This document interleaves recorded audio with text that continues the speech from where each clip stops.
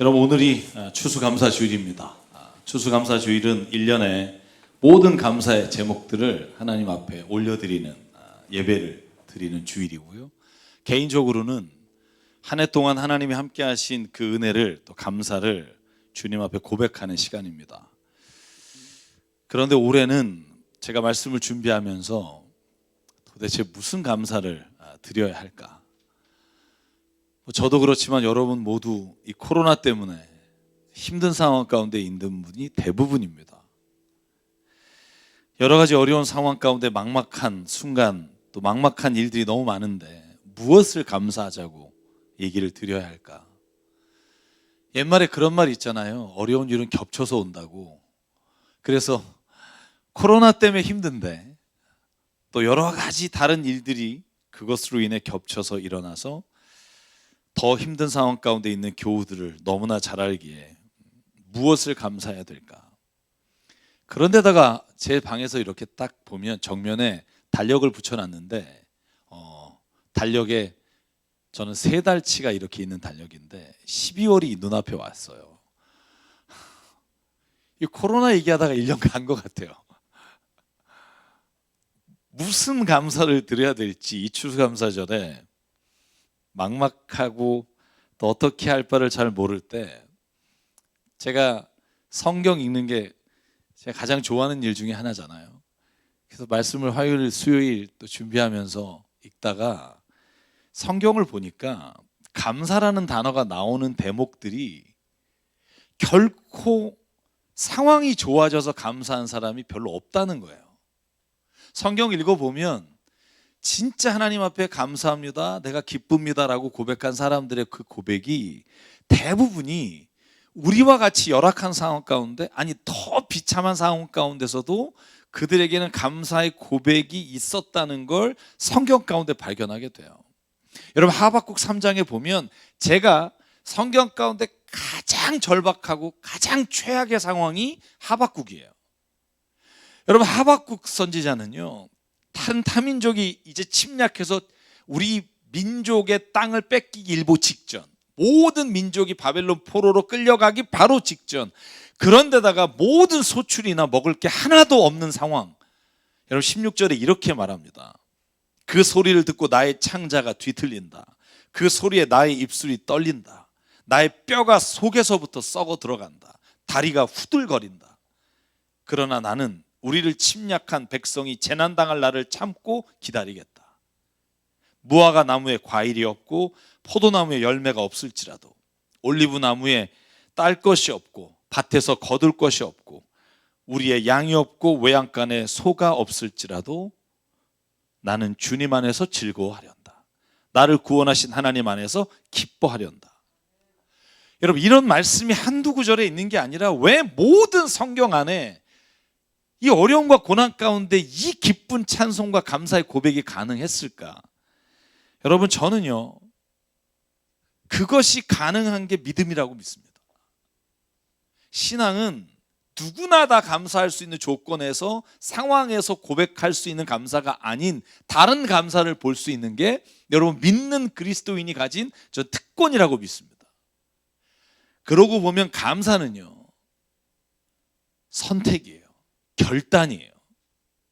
내가 감사하기로 결단합니다라고 말할 때 내 주어진 상황 가운데 힘들고 눈물이 나고 견뎌낼 만한 자신은 없으나 그 선포하는 입술 가운데 하나님이 능력을 주시는 게 저는 그리스도인의 감사인 줄 믿습니다. 사랑하는 여러분, 오늘 저희가 읽은 사도행전 8장은 가장 비참한 상황입니다. 여러분, 6장부터 시작되는 일련의 모든 과정이 예수 믿기 진짜 죄송해요, 진짜 더럽게 힘들다, 막 이렇게 보여지는 본문이에요. 예수를 믿어야 되나? 여러분, 6장이 어떻게 시작하냐 하면 초대교회가 부흥해요.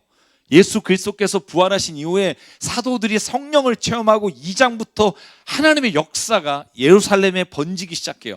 그래서 8장 1절과 2절에 본문에 보면 그리스도인이 그 모든 좋은 과정 가운데 당한 어려움이라 더 큰 어려움으로 느껴져요. 그래서 6장에 보면 7 집사가 초대교회에 세워집니다. 너무나 사람들이 많으니까 사도들이 감당할 수가 없어요. 그래서 7집사를 뽑고 성령과 지혜가 충만한 사람을 뽑아 그 일을 맡기기 시작합니다. 그 중에 대표적인 사람이 스데반이에요. 또 6장은 스데반이 하나님의 말씀을 증언하는데 회당에서 있던 유대인들과 논쟁이 붙어요. 왜냐하면 복음을 전하다 보면 예수님의 말씀을 전하게 되잖아요. 그런데 당할 재간이 없어요. 여러분 6장 10절에 이렇게 되어 있어요. 그러나 스데반이 지혜와 성령으로 말하므로 그들은 스데반을 당해낼 수가 없었다. 그러므로 그들은 사람들을 선동하여 스데반이 모세와 하나님을 모독하는 말을 하는 것을 우리가 들었습니다 하고 말하게 하였다. 그리고 백성과 장로들과 율법학자들을 부추겨서 스데반에게로 몰려가 그를 붙잡아 공회로 끌고 갔다. 범죄자를 심판하는 곳이 공회입니다. 여러분 여기에 끌려갔어요. 왜? 복음 전하다가. 그 최악의 상황에서 여러분 사도행전 6장은요 15절에 스데반을 이렇게 표현해요. 공의회에 앉아있는 사람들이 모두 스데반을 주목하니 그의 얼굴이 어떻게 됐다고요? 천사의 얼굴이 됐어요. 이렇게 살아봤으면 좋겠어요. 최악의 상황, 모든 사람이 자기를 조롱하고 심지어 하지도 않은 일을 했다고 자기를 얽어서 모든 사람들이 자기를 쳐다볼 때 그 얼굴이 천사와 같았더라. 여러분 그렇게 6장 끝나고 7장 넘어가잖아요. 그때 스데반의 설교가 쭉 아브라함을 부르시고 모세를 부르시고 다윗 왕의 역사까지를 훑어요. 그렇게 선포한 다음에 그 앞에 있는 공회원 사람들과 유대인들에게 이렇게 직격탄을 날려요. 7장 51절과 54절. 목이 곧고 마음과 귀에 할례를 받지 못한 사람들이요. 죽고 싶다는 얘기죠. 지금 공의회 앞에서 마음이 곧고 귀에 할례 받지 못한 사람들이요 라고 던져요. 당신들은 언제나 성령을 거역하고 있습니다. 당신의 조상들이 한 그대로 당신들도 하고 있습니다. 당신들의 조상들이 박해하지 않은 예언자가 한 사람이라도 있었습니까? 그들은 의인이 올 것을 예언한 사람들을 죽였고 이제 당신들은 그 의인을 배반하여 죽였습니다. 그게 예수 그리스도이십니다. 당신들은 천사들이 전하여 준 율법을 받기만 하고 지키진 않았습니다. 여러분 당연히 54절 그들은 이 말을 듣고 격분해서 스데반에게 이를 갈기 시작합니다. 여러분 57절에 사람들은 귀를 막고 소리를 지르기 시작해요.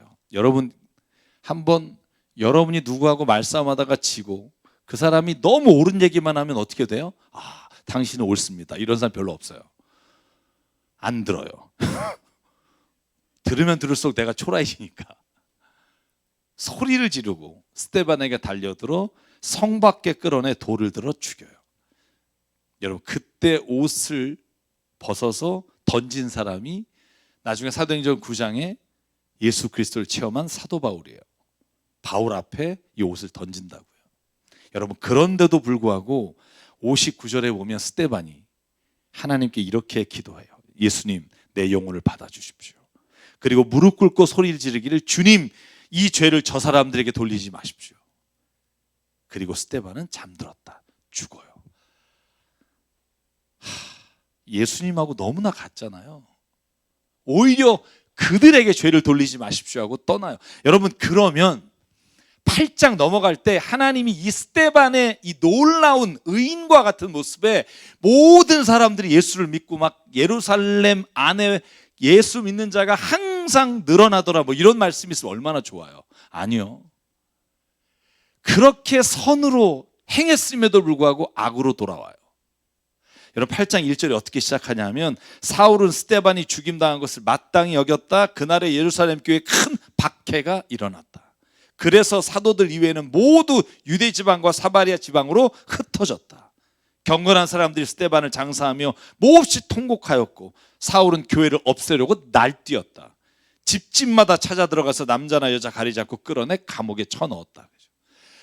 여러분 예루살렘의 박해가 시작되고 그러므로 인해 예수 믿는 사람은 다 집집마다 끌려 나와 감옥에 들어가고 어쩔 수 없이 다 흩어진 상황이 여러분 우리가 읽은 사도행전 8장의 시작입니다.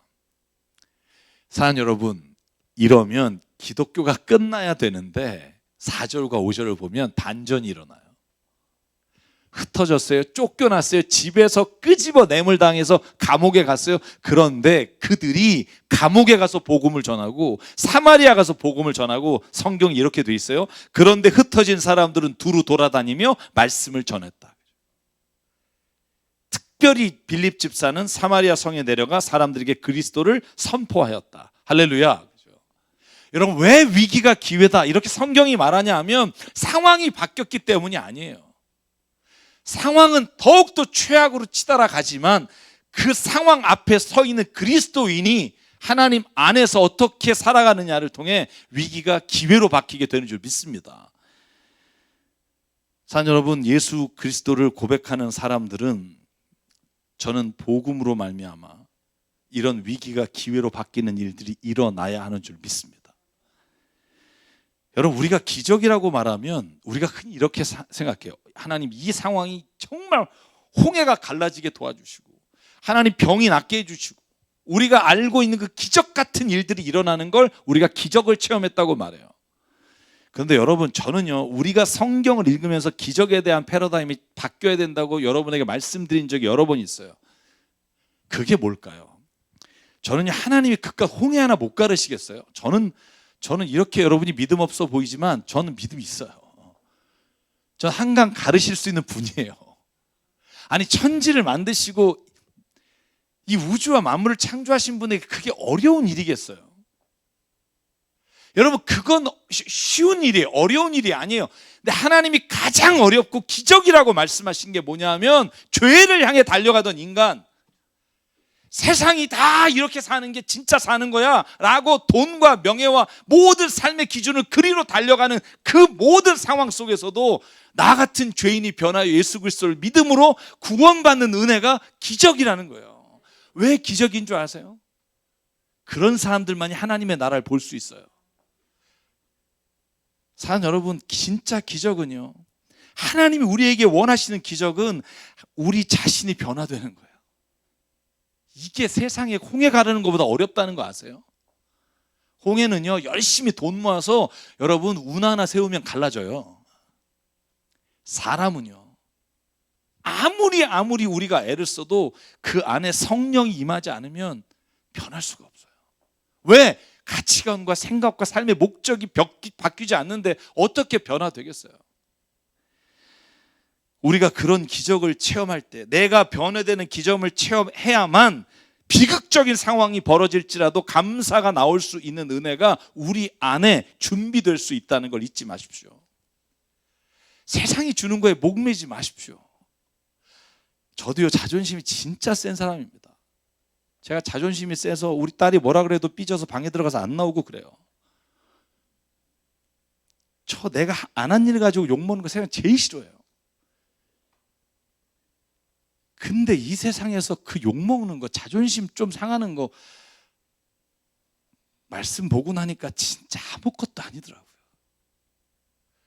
그거 그냥 쓰레기 같은 거였더라고요.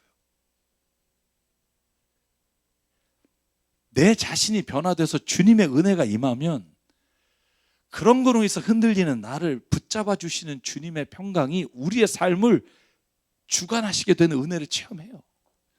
제가 진짜 좋아하는 찬양이 있어요. 힘들 때마다 제 입에서 나도 모르게 나오는 거. 내 맘속에 있는 참된 이 평화는 누구도 빼앗을 수 없네. 주님은 내 맘에 구주 되시었네. 오, 주 없인 살 수 없네. 이 평화는 세상이 못 준다고요. 편안하게 할 수는 있어요. 좀 더 좋은 어떤 거. 근데 이 평화는요, 자식도 못 줘요. 남편도 못 줘요. 흔들리지 않고 삶의 상황에서 변화되지 않는 이 평화는 오직 내가 믿고 내가 창조하신 주님 앞에 내 삶을 드릴 때 주시는 평강이라고 저는 믿습니다. 여러분, 생각해 보십시오. 스데반 집사가 순교한 후에 모든 상황이 최악으로 달려가는데 그리스도인들은 무너지지 않아요. 왜? 세상이 주는 평화로 살지 않았기 때문에. 세상에 주는 돈 몇 푼으로 산 게 아니라 이제 하나님의 은혜로 살았기 때문에. 사랑하는 여러분, 코로나로 인해 우리의 삶이 훨씬 어렵고 힘들게 됐지만 이 모두 느끼는 이 분명한 악한 상황 속에서도 저는 그리스도인이 오히려 복음을 전하는 기회가 될 거라고 믿습니다. 오히려 모든 사람이 절망하는 자리에 복음으로 말미암아 우리가 세상에 나가 마치 초대교회 그리스도인들처럼 살아가게 되면 세상은 오히려 하나님을 찾는 자리로 돌아오게 될 줄 믿습니다.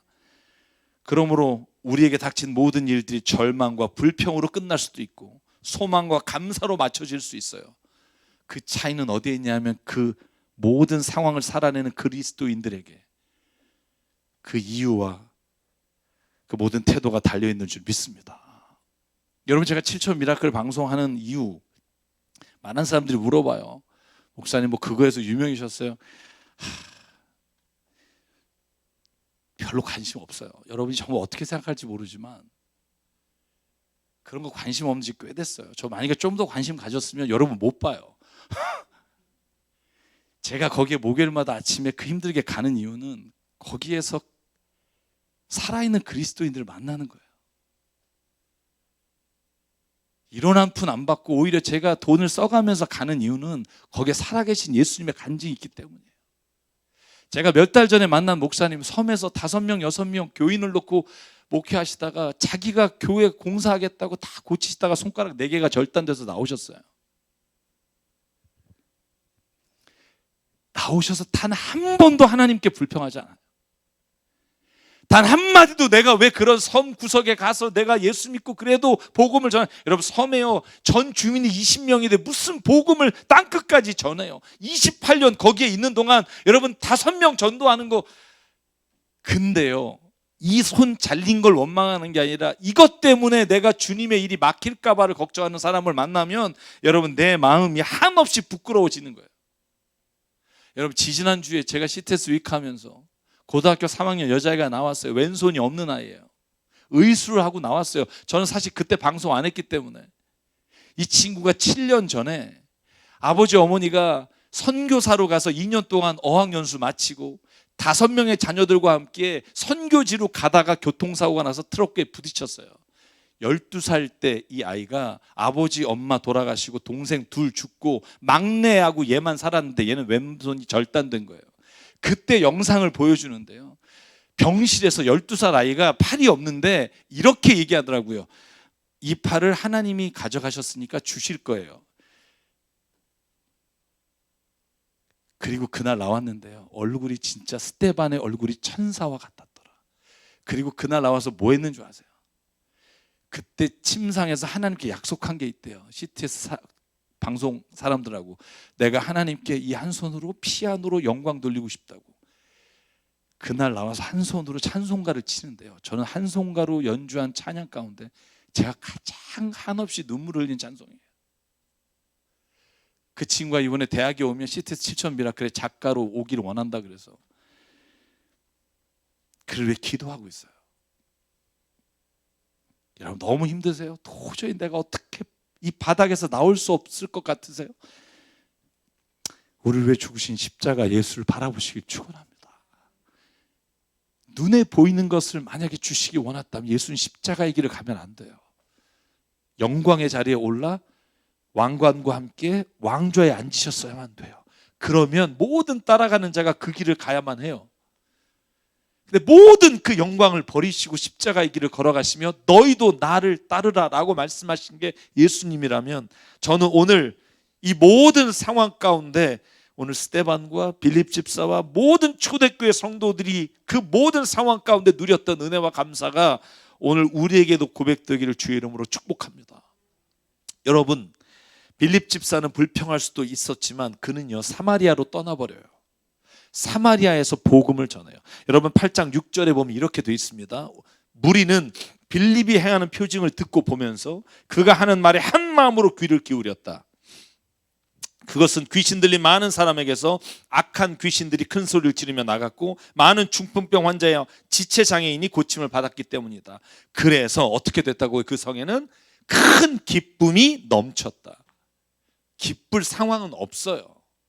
그런데 기쁜 이유는 딱 하나, 주께서 그 안에 계시고 주께서 그 일을 이루시는 것이 기쁨의 이유인 거예요. 여러분, 이 소문이 어디로 퍼져갔냐면 사마리아에서 일어난 역사가 예루살렘 교회로 오히려 역으로 들리는 거예요. 그 성경에 뭐라고 돼 있어요? 그때 사마리아 사람들이 하나님의 말씀을 받아들였다는 소식을 듣고 8장 14절, 예루살렘에 있는 사도들이 베드로와 요한을 사마리아로 보내요. 아니, 거기서 역사가 일어난단 말이야. 유대인들의 버림받은 땅 사마리아에서. 그리고 베드로와 요한이 가보니까 이렇게 기록합니다. 사마리아 사람들은 16절, 주 예수의 이름으로 세례만 받을 뿐이고 그들 가운데 아무에게도 아직 성령이 내리지 않았다. 그래서 17절, 베드로와 요한이 그들에게 손 얹으니 그들이 성령을 받았다. 아멘. 여러분, 성령이 어디에서 역사하는 줄 아세요? 성령은요, 내가 예수 그리스도를 말미암아 내 삶의 모든 주인이 바뀌었음을 선포하고 세례받는 순간 성령께서 그 안에 계셨던 모든 것들이 역사하시기 시작해요. 여러분, 성령은요, 밖에 있는 게 들어오는 건 아니에요. 제가 믿는 거예요. 성령은 모든 자 안에 하나님의 그 씨앗을 주셨어요. 그걸 믿음으로 받아들이고 그렇게 살기를 원하는 자에게 하나님이 역사하시는 걸 내가 체험하는 게 성령 체험이에요. 사랑하는 여러분, 그래서 예루살렘에서 온 베드로와 요한이 이 소문을 듣고 오히려 감사하게 되는 거예요. 보실래요? 감사는요, 주어지는 상황들이 더 나아져서가 아니라 그 안에 하나님의 역사가 일어나는 것을 보고 감사하는 게 저는 그리스도인의 감사라고 믿습니다. 여러분, 먹을 게 아무것도 없어도요, 그 아무것도 아닌 음식을 놓고 가족 4명이서 기도하면서 감사하는 그 기도, 부부가 그 정말 초라한 감자를 놓고 기도하는 그 모습, 밀레의 만종이잖아요. 뭐 엄청난 음식을 차려놓고 거기에 감사기도 드리는 게 아니에요. 사랑하는 여러분, 아무리 보잘것 음식이라도 진짜 사랑하는 마음으로 먹는 곳이 천국이에요. 보십시오. 우리가 위기의 상황에서 기회의 순종을 드릴 때 하나님은 성령을 주십니다. 여러분, 누가복음 11장 11절에 예수께서 그래서 이렇게 말해요. 누가 아버지 된 사람이 아들이 생선 달라는데 생선 대신 뱀을 주며 달걀 달라고 하는데 전갈을 주겠느냐? 너희가 악할지라도 자녀에게 좋은 것을 줄 줄 알거든 하물며 하늘에 계신 아버지께서 구하는 사람에게 성령을 주시지 않겠느냐? 아멘. 성령을 구하십시오. 오늘 하나님, 성령이 나를 다스려 주십시오. 내가 악한 생각과 악한 것들이 늘 내게서 나를 괴롭힙니다. 정욕과 욕심이 늘 나를 넘어지게 합니다. 사람을 시험하게 합니다. 미워하게 합니다. 성령이 오늘 나를 다스려 주십시오. 여러분, 기도하는 자에게 반드시 성령이 여러분의 마음을 주장하시고 운행해 주시는 줄 믿습니다. 내가 거절하는 거예요. 왜? 그렇게 살기 싫으니까. 그렇게 살기 싫을 때 있죠. 구하는 자에게 주시는 거죠. 성령은요, 내가 죽었음을 선언할 때 하나님이 우리에게 부어주시는 은혜예요. 여러분, 세례 받을 때 뭐 하시죠? 내가 죽는다고 고백하는 게 세례예요.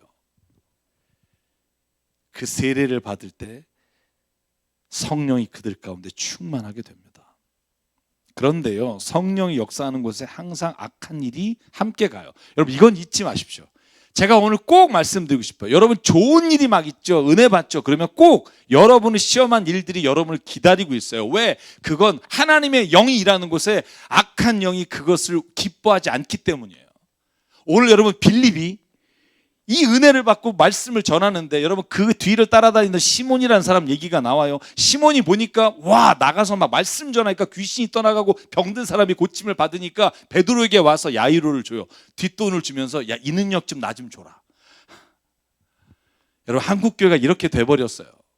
이제는 그 안에 은혜와 성령의 감사가 아니라 눈에 보이는 것들을 얻기 위해 이제 돈을 구하는 자가 돼버린 교회가 얼마나 많은지 몰라요. 저는 사랑하는 여러분, 우리가 정말 우리가 세상이 보기에 엄청난 교회를 이루진 못해도 하나님의 신실함과 정직함이 있는 교회가 되길 주의 이름으로 축원합니다. 여러분, 베드로를 보실래요? 뒷돈 주면서 능력을 달라 그럴 때 베드로가 이렇게 말해요. 8장 20절, 베드로가 그에게 말했다. 그대가 하나님의 선물을 돈으로 사려고 생각하였으니 그대는 돈과 함께 망할 것이요, 그대는 하나님이 보기에 마음이 바르지 못하니 우리의 일에 그대가 차지할 자리가 없소. 그러므로 그대는 약한 생각을 회개하고 주님께 기도하십시오. 그러면 행여나 그대는 그대 마음속에 나쁜 생각을 용서받을 수 있을지 모르오.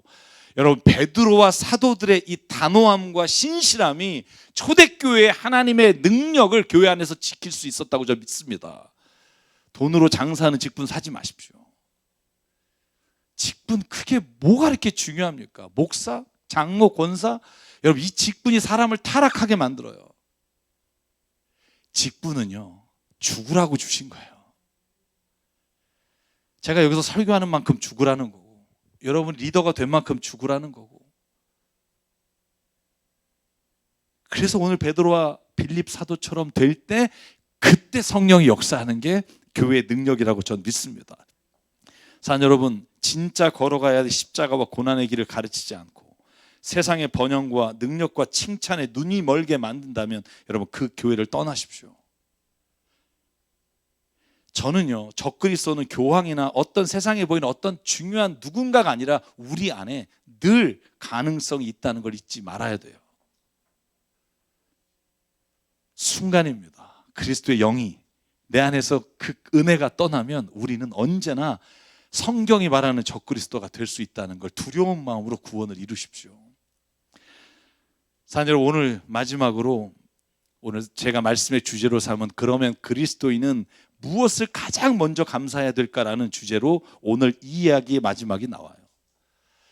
여러분, 빌립이 성령이 충만합니다. 지금 막 능력을 행해요. 그럴 때 천사가 하나님의 영이 빌립에게 이렇게 말합니다. 26절. 그런데 주님의 천사가 빌립에게 말하였다. 일어나 남쪽으로 나가라. 예루살렘에서 가사로 내려가는 길로 가면 그 길은 광야길이다. 빌립이 일어나서 가다가 마침 에디오피아 사람 하나를 만났다. 그는 에디오피아 여왕 간다게의 고관으로 그 여왕의 모든 재정을 관리하는 내시였다.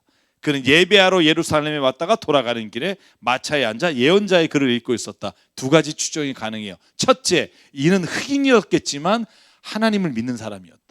예루살렘에 예배를 드리러 왔다가 돌아가는 길인데 이사야서를 읽으면서 도저히 이해할 수 없게 됐을 때 하나님의 영이 빌립에게 그 마차에 뛰어들어 복음을 전하게 하십니다.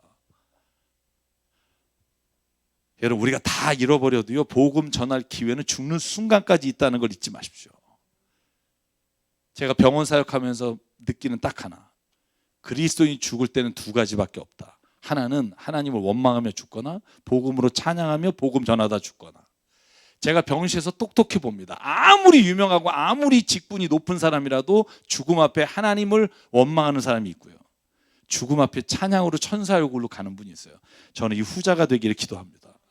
병들어 죽을지 내가 교통사고 날지 어떤 일이 있을지 모르나 그 자리가 복음을 전하기에는 부족함이 없는 자리이며 오히려 그 자리가 하나님의 영광을 드러내기에 더 충만한 자리며 눈에 보이지 않는 세상을 믿는 우리에게 주시는 하나님의 영광의 자리가 되는 줄 믿습니다. 여러분, 빌립 집사가 순종해서 그 말씀을 풀어줘요. 그 말씀의 내용이 이겁니다. 이사야의 말씀입니다. 나를 지도하는 자가 없어서 이해할 수 없습니다. 그리고 34절, 도대체 이 말은 누구를 두고 한 말입니까? 제가 성경에 대한 해석은 성경 공부 시간으로 넘깁니다. 빌립이 말합니다. 35절, 입을 열어 이 성경 말씀에서부터 시작하여 예수에 관한 기쁜 소식을 전하였다. 아멘. 그죠? 그게 누군지 아십니까? 그 침묵하고 어린 양이 돼서 죽은 사람이 예수 그리스도이십니다. 여러분, 이 말씀이 끝나자마자 앞에 물이 보이니까 이 내시가 뭐라 그래요? 저기 물이 있는데 내가 세례받고 싶습니다. 그러자 빌립과 그 내시가 뛰어내려 그 물에서 세례를 받아요. 저는요, 이 장면이 막 가슴이 뜨거워요.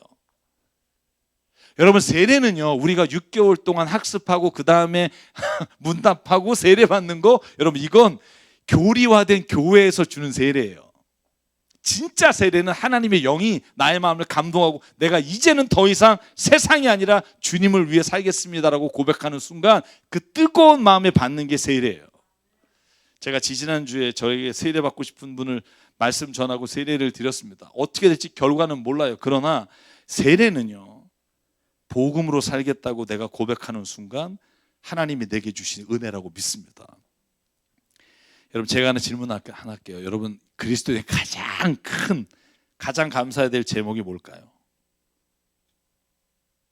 제가 여러분에게 드리는 오늘 이 감사절의 질문입니다. 여러분, 뭐가 제일 감사하세요? 뭐가 제일 하나님 앞에 지금 막 가슴 떨리게 감사해요? 네? 예수님 믿게 해주신 거? 네. 약간 정답. 성경이 뭐라고 말하냐 하면 구원받은 기쁨이에요. 세상에 다른 어떤 기쁨보다 구원받은 기쁨이, 제가 솔직히 여쭤볼게요. 기쁘세요 지금? 제가 내려가고 다른 분이 설교. 여러분 왜 기쁠까요? 이걸 진짜 알고 기쁘자고요. 왜 구원받은 게 기쁘죠? 천국 가니까? 여러분 그건요, 우리가 결론적으로 말하는 거지, 이 세상에서 그러면 막 이 미친 너무 힘든 이 세상 견디다가 그냥 구원받는 그 기쁨으로 견디는 거예요? 아니요. 이 세상에서도 구원의 기쁨과 감격이 있다니까요. 왜? 제가 여러분한테 왜? 여러분 사도 바울이요, 에베소서 2장 이렇게 말해요. 내가 모든 거 다 잃었는데 이거 하나 가장 하나님이 주신 놀라운 선물이다. 그게 뭐냐면 여러분은 믿음을 통하여 은혜로 구원을 얻었습니다. 이것은 여러분에게서 난 것이 아니요 하나님의 선물입니다. 행위에서 난 것이 아니니 자랑할 것이 없습니다. 우리는 하나님의 작품입니다. 선한 일을 하게 하시려고 하나님께서 그리스도 예수 안에서 우리를 만드셨습니다. 하나님께서 이렇게 미리 준비하신 것은 우리가 선한 일을 하며 살아가게 하시려는 것입니다. 아멘. 여러분 사도 바울은요, 예수 믿고 다 잃었어요. 그가 가지고 있던 사내들인 공의회 임원 자격 잃었어요. 가말리아의 후계자로서 바리새파 사람의 말씀을 가르치는 자격 잃었어요. 모든 재산 몰수됐어요. 쫓기는 자가 되어 잡히기 직전에 있는 상황이었어요. 여러분 그런데 감사해요. 뭐 때문에? 구원의 기쁨. 이 기쁨이 뭘까요? 저는 저와 여러분이 오늘 이 구원의 기쁨이 있기를 원합니다. 여러분 salvation, 구원이에요. 어디로부터 save 했단 말이에요? 구출됐다는 말이에요. 뭐로부터 구출된 걸까요? 왜 기쁠까요? 여러분 머리에 떠오르는 건 죄, 그럴 거예요. 뭐가 죄일까요? 왜 우리가 이 세상에서 살아가다가 하나님 만나고 예수 그리스도를 말미암아 구원받고 모든 기쁨보다 이 기쁨이 더 크고 감사가 될까요? 구출됐기 때문이에요. 뭐로부터 구출됐을까요?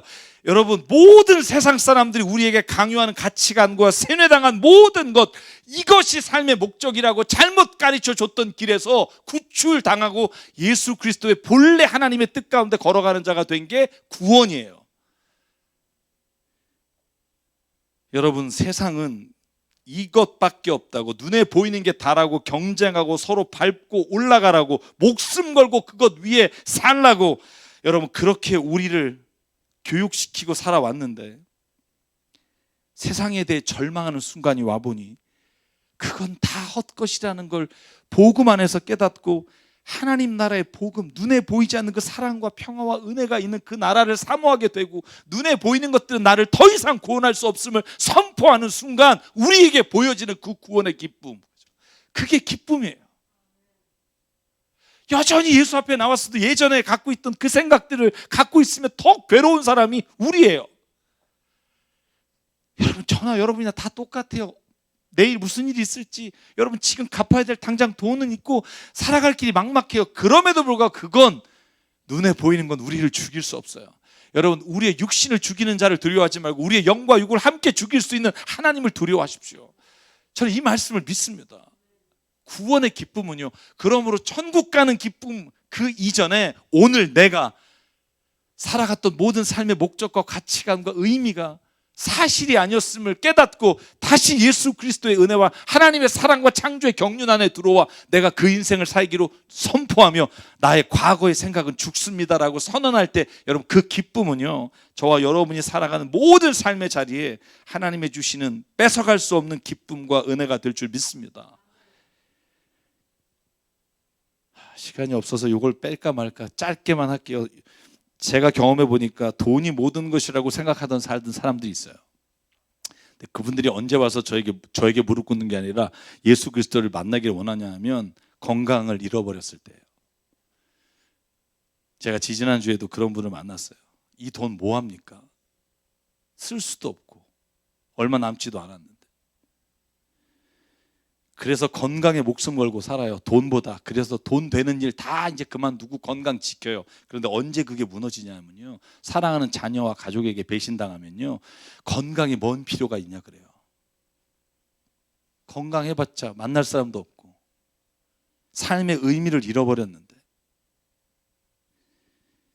삶의 의미를 잃어버려 더 이상 내가 가진 건강도 아무런 가치가 없다고 여겨지는 그때 보이는 게 뭐냐 하면, 눈에 보이는 것이 아니라 눈에 보이지 않는 영원한 나라를 보게 돼요.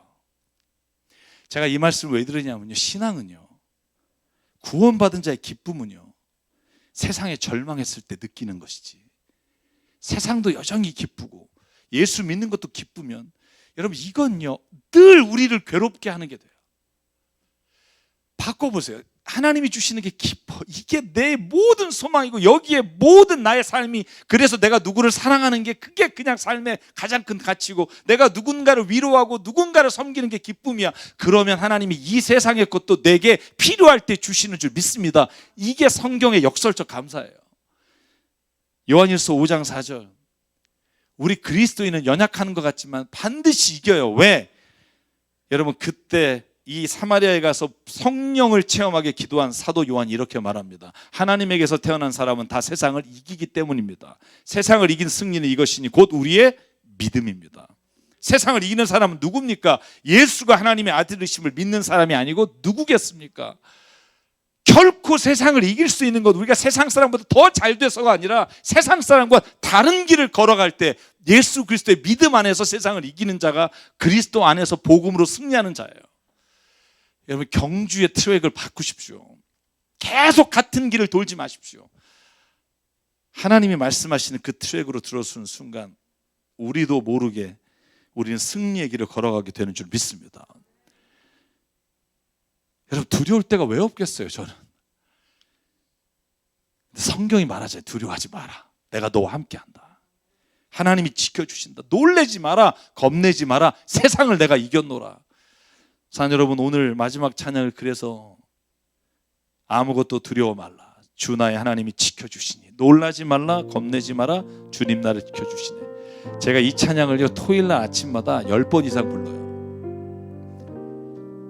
제가 토요일마다 찬양을 같이 하는 친구가 있는데 이 찬양을 너무 좋아해요. 되게 힘든 상황인데요, 이 찬양만 부르면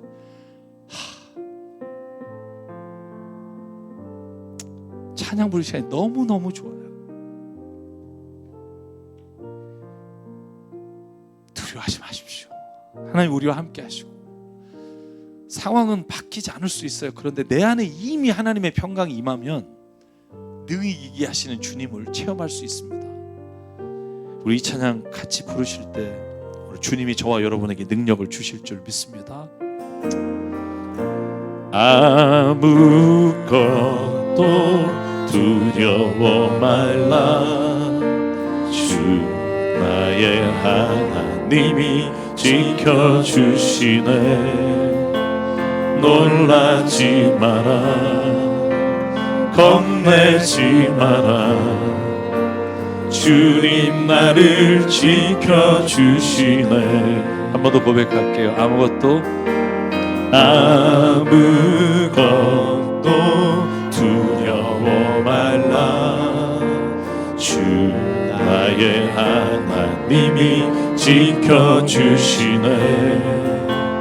놀라지 마라, 겁내지 마라, 주님 나를 지켜주시네. 내 맘이 힘에 겨워, 내 맘이 힘에 겨워 지칠지라도 주님 나를 지켜주시네. 세상의 험한 풍파 몰아칠 때도 주님 나를 지켜주시네.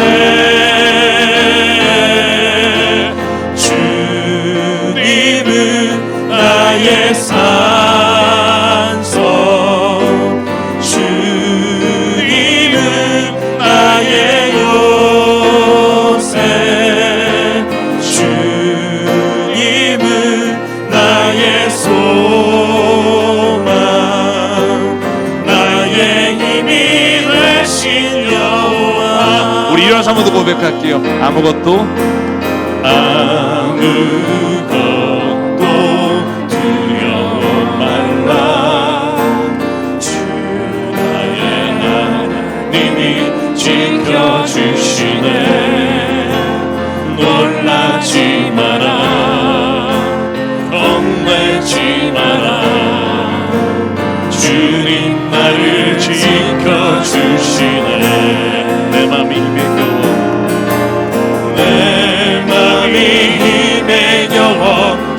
넘어질지라도 주님 나를 지켜주시네.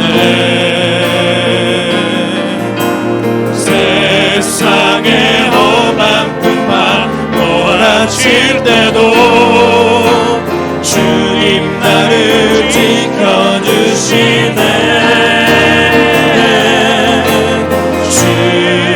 주님은 나의 산성, 주님은 나의 요새,